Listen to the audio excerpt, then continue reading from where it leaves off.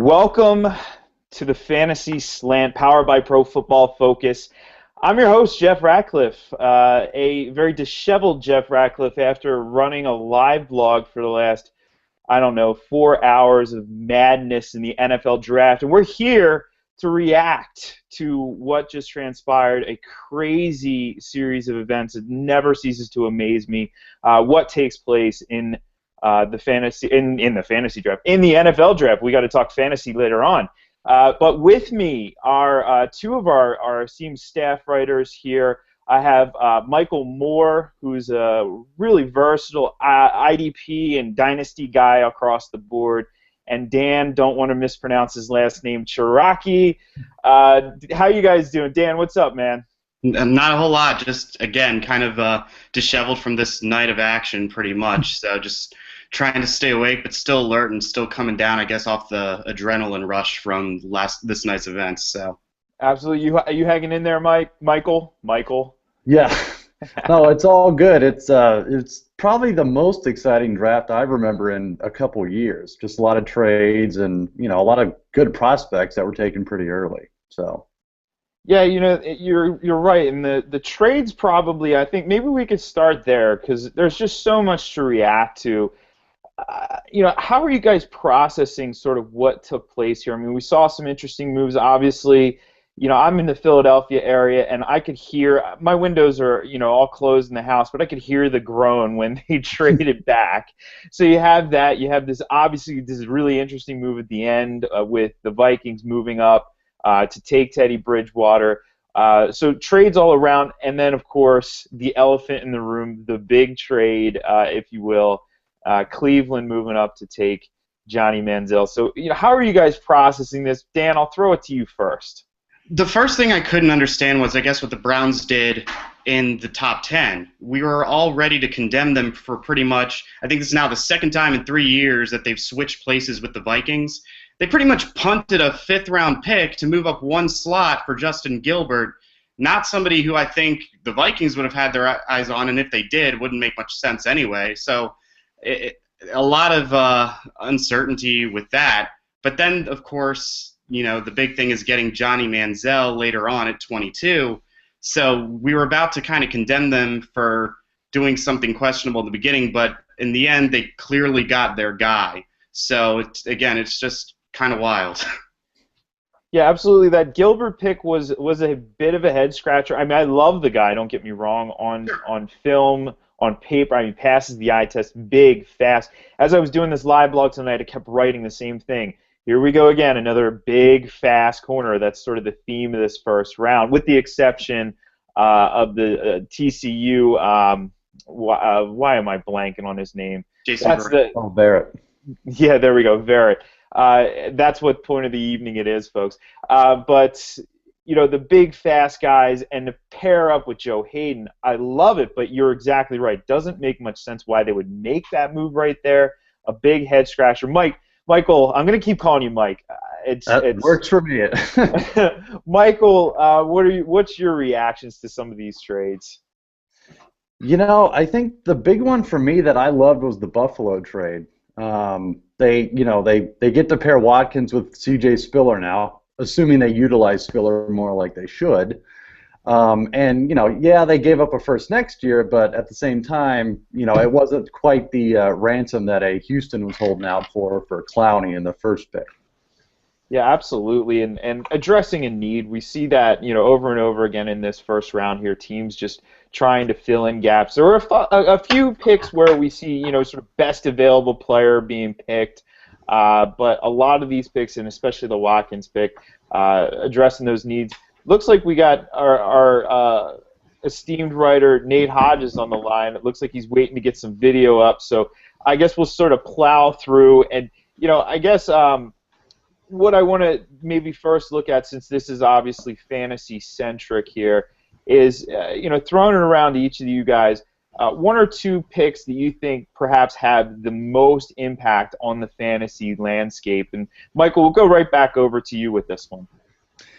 The biggest one for me is the Ebron pick. I love that pick. I love it for Detroit. I love it for fantasy players. And, finally, people can stop hitching their wagon to the Brandon Pettigrew trade and finally can move on from that. So I'm looking forward to Ebron in Detroit. I think Matthew Stafford's going to have a bounce back year anyway, and I think this is just going to make that a lot easier. And I go back to Watkins. I mean, I think he's a pretty special talent, and assuming Manuel keeps progressing, the hope is that Watkins can capitalize on that. So I think those two guys. I mean, while pretty obvious, I think they're gonna be at the top this year. Well, our Mike Clay doesn't seem to agree too much there. If you were following his projections along the way, he said 66 catches, 885 yards, 5 touchdowns for Sammy Watkins. Ebron, 41 catches, 500 yards, 4 touchdowns. And, he was getting a little bit cut up on Twitter for being perhaps too conservative. But you have to admit, though, the Ebron projection, I was really thinking about this. You have Pettigrew in place. You have Fourier there. I mean, and Right. obviously he was starting to come on. He was a guy who a lot of people were talking about in dynasty circles. So, how are you negotiating that, navigating that now as you're starting to formulate your dynasty rankings, Michael? Well, obviously they're going to give him priority in Detroit with the high draft pick. So I think a lot of it's going to depend on training camp and how ready Ebron is at the beginning. Because like you said, Fourier came on at the end of last season, and yeah, you're right. With dynasty owners, it looked like he was going to be a pretty good value pick. But now with Ebron, the question is, do they go two tight end? Do they spread it out? It remains to be seen sort of what they're going to do with both of them. Yeah, and I speculated a little bit that we could see Ebron in a sort of Jimmy Graham-esque type role with the Lions, where one of the things that he doesn't do very well, obviously, is block. He gets this Right. comparison to Vernon Davis, and he's not Vernon Davis. Vernon Davis knows how to block. So, and I'm not saying that Ebron maybe doesn't know. He just doesn't want to block, it seems like, anytime you watch the film. So, hey, that means he's not going to be on the field for every down, but you don't have to be on the field every down to be a productive tight end. So certainly an exciting pick there. But let's throw it over to Dan. What are you thinking are the sort of the biggest fantasy impact picks in this first round? I really want to say Brandon Cooks, but it's even with the high volume passing attack that the Saints have, it's just kind of hard to trust more than someone like Jimmy Graham on that offense. Marcus Colston used to be the only guy that you could pretty much rely on taking passes from Drew Brees, and now he's even tapered off a little. Even though that there are a lot of mouths to feed there, I'm just not certain that he's going to really give the impact that a lot of people think he's very capable of. He's a very explosive player. We know that. Actually, the one that I kind of have my eye on, and it's probably going to be a little polarizing, is I really like Kelvin Benjamin to Carolina. I think he's going to go in there right away, and I think that he's not going to have a lot of competition, should have every chance to be at the top of that depth chart, especially if they're taking the first-round investment in him. He's not going to be a guy who I think is really going to explode off the line and get those quick passes, but with Cam Newton's improvisation and his ability to get downfield, once he finds that gear, he can just leave people in the dust and jump over everybody, frankly. So I think we could see a lot of big plays from him. I don't think there'd be a ton of consistency on his part right out of the gate or even midway through the season, but I really like what he can bring to the table for that offense down the road. My one question with Benjamin is, can he catch the football? Well, that's the big thing, and for a receiver, it's pretty important, right? Absolutely, and the thing Carolina needs to find out is, what are those drops coming from? Does he have bad hands, or is it a lack of concentration? If it's the latter, then you'd like to think you can coach that out of him, but with all the circus catches that he was capable of making in the end zone, you would think that he has the ability, but again, we're just going to have to wait and see. Yeah, there's no doubt there's a high ceiling, but he's certainly a lot closer to his floor at this point. But you pointed out, Mike Clay actually did point out on Twitter as well, there's almost no competition for him there. So he, out of anybody, is perhaps positioned the best.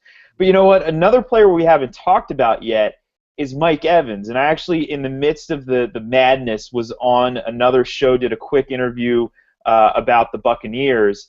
And the Buccaneers, this is really interesting. I mean, hey, they're pairing Evans up with Vincent Jackson. This has got a little bit of Chicago Bears feel to it. You have these towers of wide receivers. You have just their height across the board is really impressive. Now, of course, McCown at quarterback, hey, he showed he could get it done last year. I mean, he's not an elite level quarterback. There's no doubt about that. But he can throw the ball, and he's got that mentality where he just doesn't care. He's going to throw it in there. So how are you guys, approaching Evans? What do you think about this fit? And Nate, are you with us? I'm trying to be, Jeff. Can you hear me? Yeah, we can hear you. Why don't you go ahead? We can't see you, but that doesn't matter. It's going to go out as a podcast anyway. So why don't you go ahead and lead this one off? Mike Evans to the Bucks. There's definitely better situations out there, but you've got to Josh McCown as a quarterback isn't terrible. It's Vincent Jackson on the other side.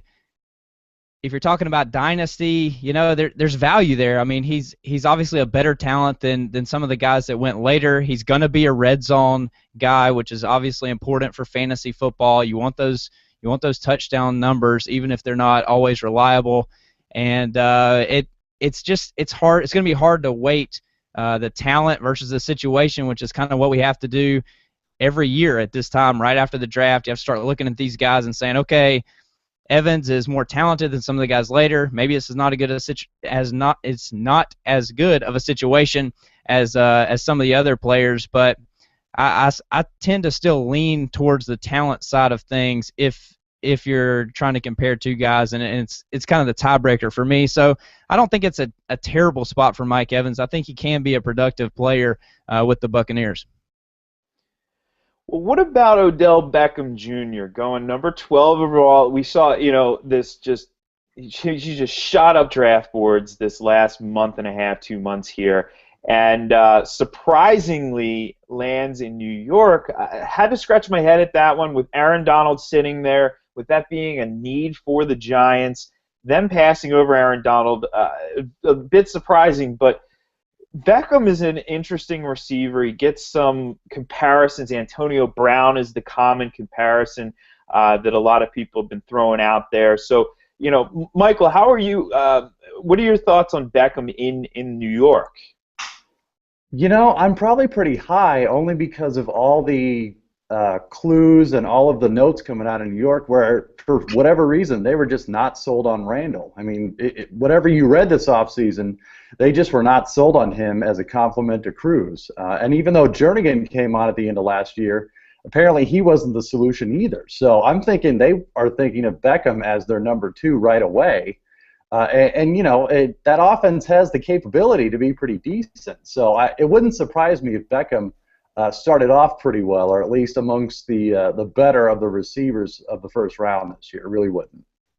It's a really interesting. We have to see really what's going on with Eli. Was it a bad year? We've seen quarterbacks have bad years in the past, rebound, come back, and perform at the level we saw before. And we know Eli isn't his brother by any means, but certainly a more than serviceable quarterback who can get the ball to the wide receiver. So if he rebounds, that's going to help Beckham out significantly. But then again, going back to the theme we've seen earlier as well, the very conservative projection out of Mike Clay. He's projecting 49 receptions, 668 yards, and 4 touchdowns.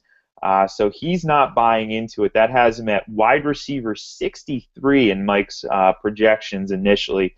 I think he might be underselling him a little bit. Who haven't we covered so far? We talked about Cooks on the offensive side of the ball. Who are we missing here? I feel like we're missing somebody. Scrolling through my. You know what? Let's go back to Benjamin real quick. Mike or Nate, do you guys have thoughts that you'd like to share about Benjamin? Because I know he's one of the most polarizing players here. Nate, we'll throw it over to you first.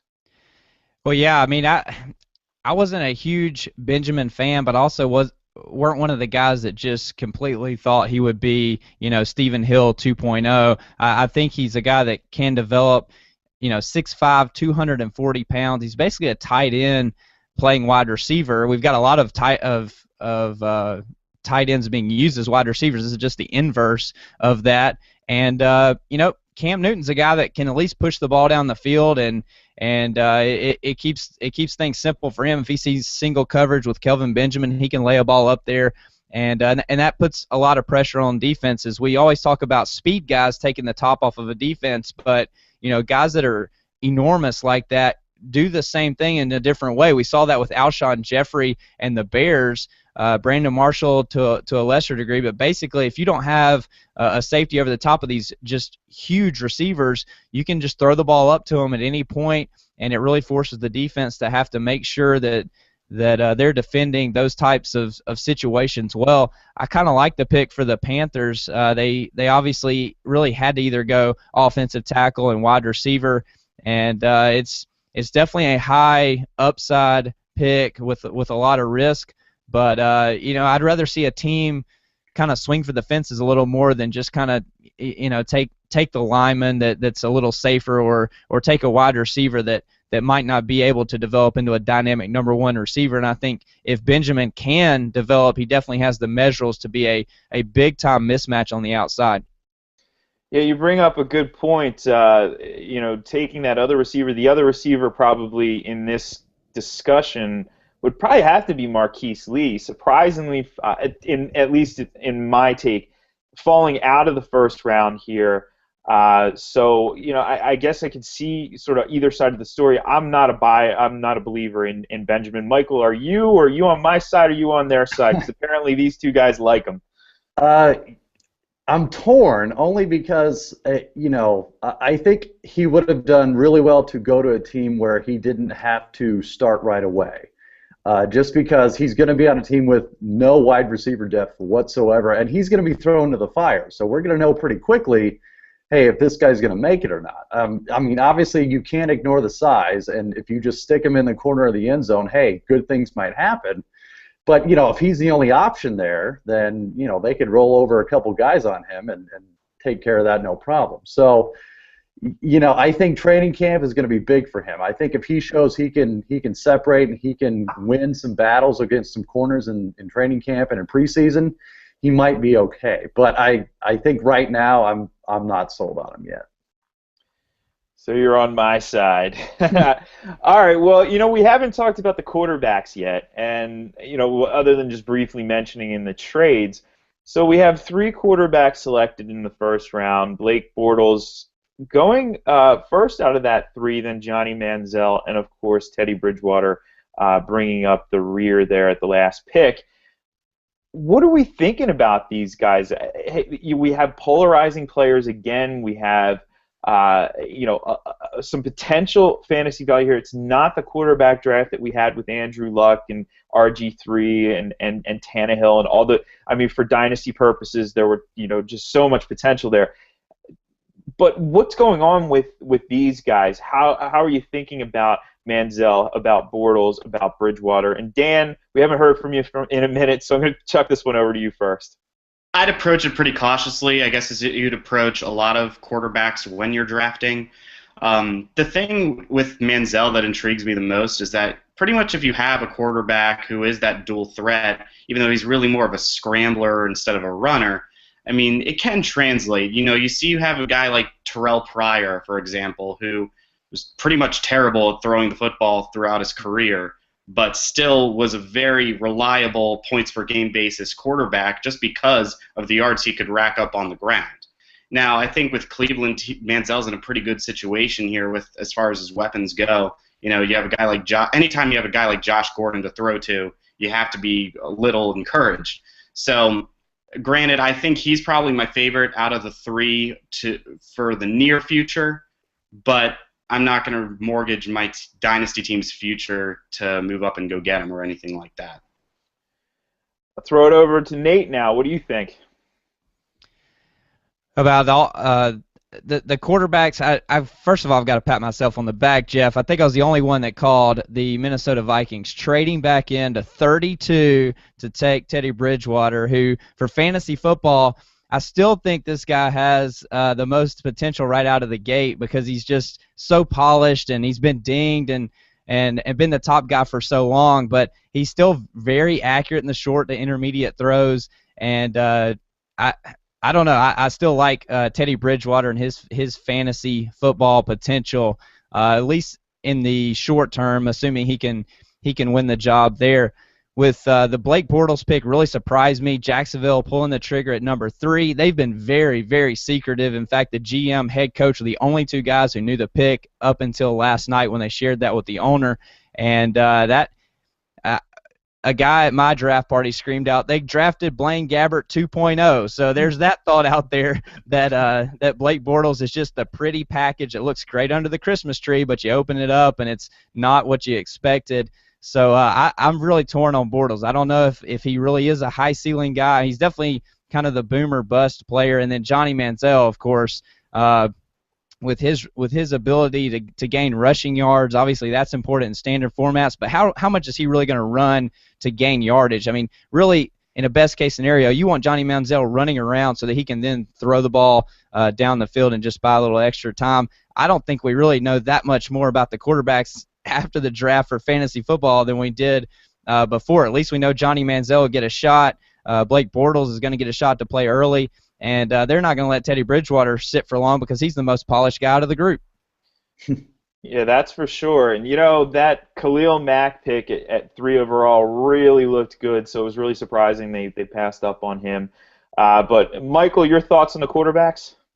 Yeah, I'm with everyone. The Bortles pick, stunned me. I thought, hey, if you've got the choice of a Mack or a Watkins, I don't know how you don't pick one of those guys, let alone either of them. For me, I don't know that they're going to start Bortles right away. I mean, I realize that the temptation will be there because he was a 3rd overall pick, but I think we can all agree of the 3 between him, Bridgewater, and Manziel, he's the least polished. So I don't look for him to make a big impact, at least anytime soon, that's for sure. Between Bridgewater and Manziel, I think they both got a good shot to, if not at least end the season as a starter, to maybe start the season as a starter. I mean, I'm with the other guys. I think Bridgewater's got a good shot to start out of the gate in Minnesota, only because the lack of depth there. I mean, there's just not a lot. There's not a lot at the quarterback position there. And with Manziel, I mean, I think Hoyer's a decent quarterback, but he is coming off a pretty serious injury. So it wouldn't surprise me if the crowd eventually won the coaches over in Cleveland and they got what they wanted for in Manziel. Yeah, boy, from a fantasy standpoint, Manziel is really, really intriguing. And, a lot of people talk about this, the running quarterback and how he's, pointing to RG3, how when you're getting outside the pocket, these guys are flying around the field. Everybody is the fastest guys you've ever seen in your life. And you're open to a lot of hits. But if you watch the film, if you watch the way Manziel plays, he's really smart with how he takes the hit. So, and I sometimes haven't seen that out of somebody like RG3 or especially somebody like Michael Vick. Just didn't take the hits very well, those running quarterbacks. So it's really intriguing, but, you're spot on. Everybody's saying, and I've said this before too, Teddy Bridgewater, the most polished. But it is interesting that he fell so significantly. Now, this isn't as significant as what we saw with, like, Geno Smith, but still to the back end of this round with the most polished quarterback. And I was really waiting for the Patriots to step up and take him there as Tom Brady's heir apparent, but it didn't happen. Hey, credit to Nate. You called the stepping up at the end of the first round. You also called the number 19 overall pick on our Facebook page today. So I hope you entered some jelly beans on those picks you made there. I wish I would have been even more emphatic with those two, but yeah, I got a little lucky there. I really did talk to the Miami offensive line coach at Tennessee's Pro Day for 10 to 15 minutes. He really didn't give me a lot of information, but you could tell that they were very interested in the Tennessee lineman, and that's Tiny Richardson, who hasn't been drafted yet, and Juwan James. And the interesting thing is all the Tennessee folks for the last few years have thought Tiny was the better prospect. Well, his medical kind of came back bad.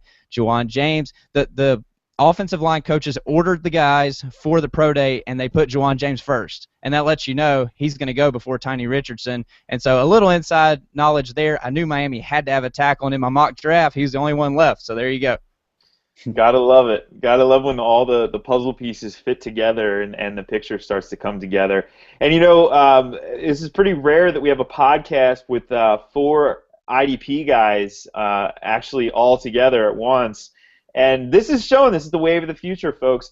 IDP guys aren't just IDP guys. We have to know offense and defense to be successful as IDP owners. So obviously, there's some pretty interesting IDP ramifications here. So I wanted to just quickly go through, what you guys think about this first round from an IDP standpoint. Dan, we'll throw it over to you first. Well, obviously, it starts and ends with It starts and ends with Jadeveon Clowney. You hope that he can get the snaps deserving of really making some noise. Although the linebacker classification is certainly not going to help his cause in a lot of redrafts and dynasties for that matter. But if he's in a draftable slot, you take him just because the talent's undeniable. Putting him just on the same defense as Watt, maybe even getting him on the same side as Watt and some sub packages depending on that is really intriguing as well. I'm excited about Ryan Shazier actually going to Pittsburgh. I think just getting him in the lineup right away, and we've seen him fly. I mean, he's got some Levante David to his game, and we saw how. I'm not saying that he's going to be the next one per se, but I think the opportunities and the snaps and that athleticism can combine for some pretty good tackle numbers down the road.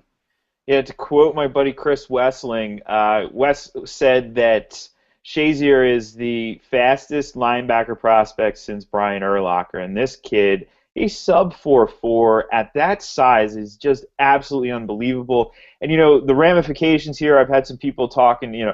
I had somebody ask me about Sean Spence. That's one of the tragic stories. There's a lot of stories like this that we see they happen and then we forget about, and then 10 years later we maybe remember. Sean Spence was an absolutely rock solid prospect coming in the league and just devastating injuries, and it looks like he's probably never going to get the shot to actually be a starter at least in a Steelers uniform. And also Vince Williams, this pretty much spells the end of any potential for him in dynasty formats.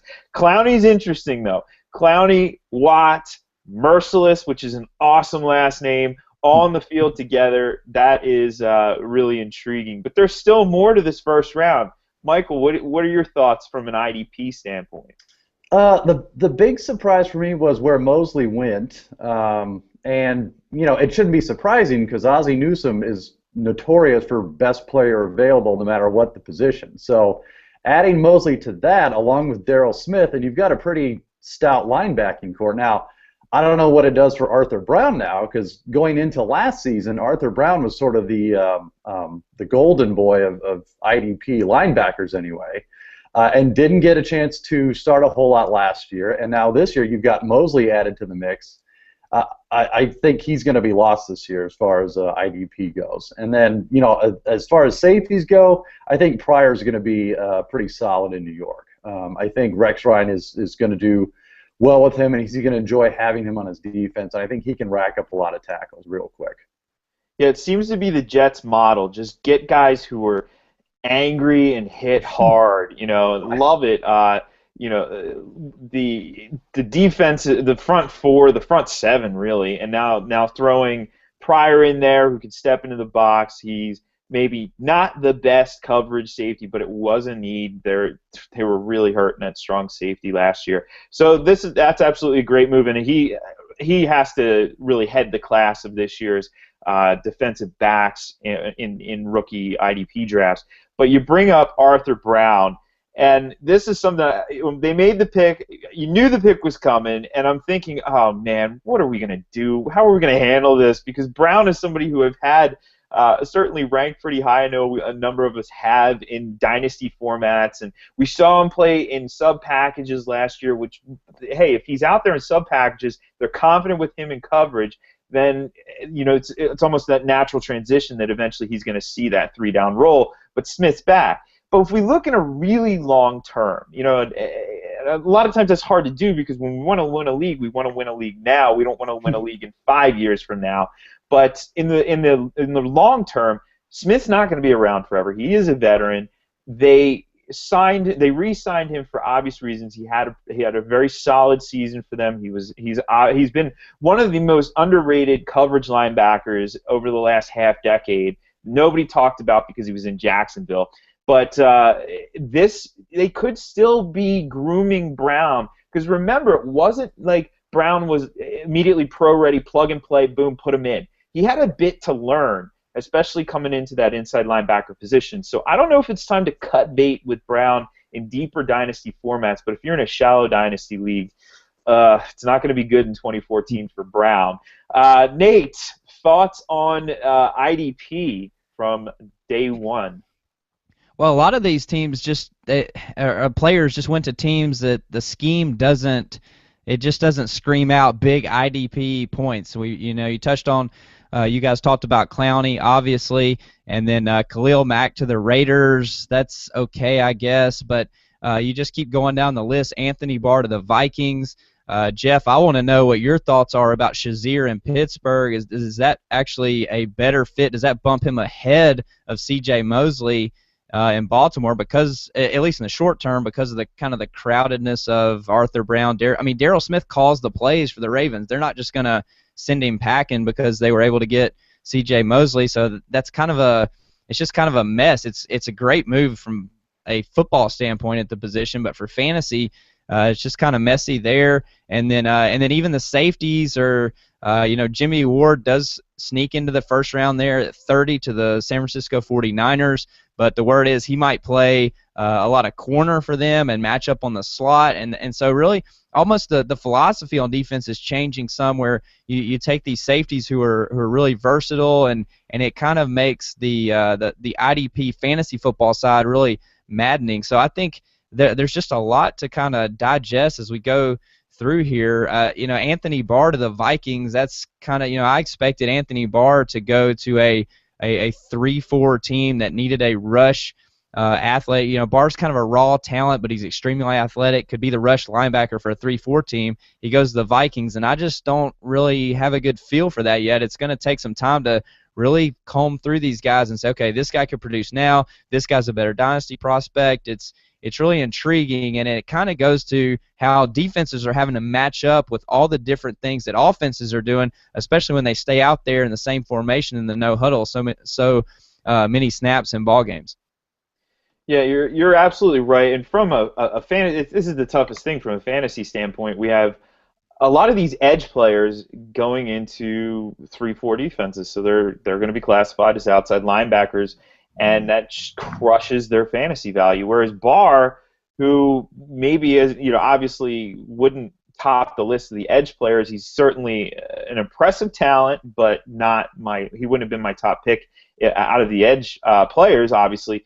But he's probably going to be classified as defensive end, so that means that he's likely to have the most fantasy value out of these edge players, which is really strange. Now, Shazier, the way I was thinking about that, going to your question, it's similar to a situation like we saw with Alec Ogletree last year. We see Ogletree go in, Laurinaitis there, Laurinaitis putting up tons of tackles, but in part because of that St. Louis home stats crew, but still putting up tons of solo tackles, but not necessarily being the best linebacker. And, Ogletree goes in, and Ogletree puts up a monster season, and he's not even really the most talented. He's athletic, through-the-roof athleticism, but not the most talented. And Shazier is a more talented linebacker, going into a somewhat similar situation with the incumbent, a talented but not extraordinarily talented linebacker in Lawrence Timmons. There are some tackles to be gobbled up there. I mean, we saw Larry Foote put up decent numbers from an IDP standpoint next to Timmons. So if Shazier can play every down,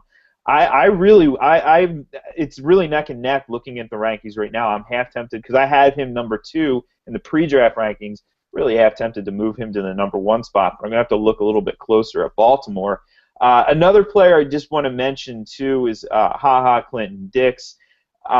What I've equated him to is Jairus Byrd, essentially in so many words, because he's going to be the center fielder, he's going to be the free safety with Morgan Burnett, which is going to allow Burnett to do what he does better, get down in the box and put up a lot of tackles. There's not going to be a lot of tackles for Clinton Dix.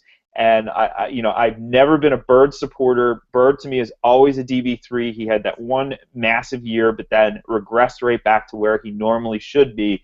And that's what we're going to see out of Clinton Dix. That's really kind of his fantasy ceiling in that DB3 range. I don't see him going much higher than that unless he goes out and has like 9 interceptions one year. But obviously, like I said, he's going to ultimately regress back.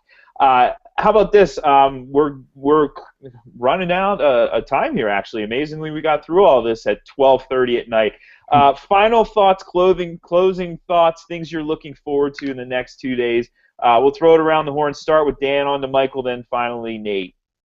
I'm actually curious as to where Marquise Lee's going to land. You mentioned him earlier, and now you've got Houston sitting at 33, who I think got Bridgewater swept under from them by Minnesota. I don't necessarily think that he's going to go there, especially after they just spent a first-round pick on DeAndre Hopkins last year, but you never know. But I would be pretty surprised if he makes it past Cleveland, and then you got Oakland sitting right there at 36. So I'm curious to see where he goes, especially because he was a realization on tape, I think, this year. You don't really know what's going to happen. 2012, he knocked it out of the park, and then 2013, I think you saw a lot of really bad habits developing as far as, just his hands in general and what he does in contested situations, especially, or what jump out on tape to me.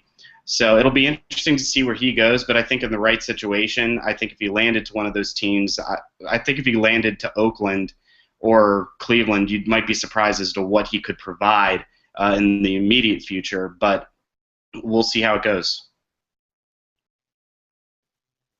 All right, Michael. I'm kind of curious to see where Carlos Hyde ends up. Running backs are still an important, part of the game. Now, obviously, individual running backs are a lot less valued than they used to be, but, Hyde is, bar none, the top of the running back class this year. So wherever he ends up, that's going to be a very interesting situation on who's already there and whose spot he's going to take. I agree with you. Top of the running back class. I don't get the Trey Mason thing, folks. I just don't see it. Hyde is complete. He's Eddie Lacy. He's a very similar player, so he could land in the right spot and be an immediate fantasy impact player. Nate, let's wrap things up.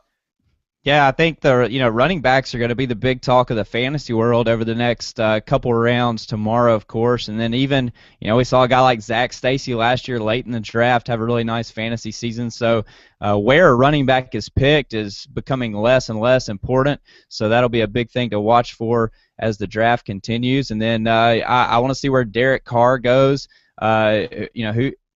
To me, he's the last guy kind of in that tier. He's kind of a tweener. He may be as good as Blake Bortles. Who knows? But that's interesting. And then at tight end, we saw Ebron go, but there's still some other pretty decent pass catchers out there. And it'll be, if they land in a bad situation, they might be pretty worthless for redraft leagues as a rookie. But if they land in a good situation, maybe they have a little value, or at least a waiver watch for redraft leagues. And obviously, guys that play dynasty leagues will be following those guys closely. And as always, I love to see where the IDP goes and what scheme they go and what role I kind of envision for those players.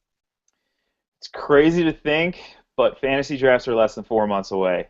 Rookie drafts are right around the corner. Dynasty startups, we have so much going on, and we're going to be here every step of the way. Don't forget, you can already sign up for Fantasy Gold. So go in there, get that $24.99, get you everything, our award-winning projections, rankings, content, or you could go over to Draft Street and use the promo code PFF, deposit $10, and you get Fantasy Gold, and you get 100% deposit bonus. You can't beat that, and daily is the wave of the future, folks. We're also going to have a lot of stuff for that this year. So that's going to do it for us. Enjoy the rest of the draft, folks. For Pro Football Focus, I'm Jeff Ratcliffe. That's a wrap.